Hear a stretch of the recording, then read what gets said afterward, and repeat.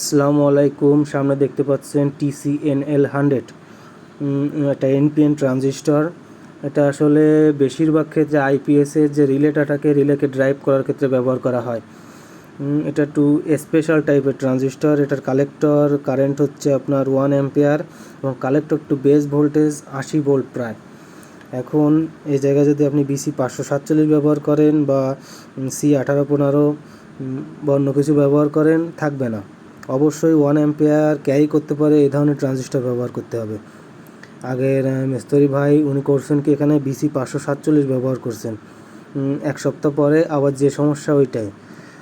তো মিস্ত্রিদের ভুল হতেই পারে, ওনাকে আর একবার দেওয়া উচিত ছিল। কাস্টমার একটু বেশি বোঝেন, উনি মিস্ত্রি পাল্টায় ফেলছেন, এক ব্যাপার না। এটা আমি ডিটেলসের ক্ষেত্রে বলে দিই। এখানে যদি ডিএসপি কোনো সার্কিট আসে আর যদি TCNL100 ট্রানজিস্টর ব্যবহার করে, অবশ্যই টেকনিশিয়ান ভাইয়েরা ওইখানে BC547 বা 1815 এগুলো ব্যবহার করার ভুল করবেন না। ওইটাই ব্যবহার করবেন, ওইটাই ওই জায়গার জন্য তৈরি।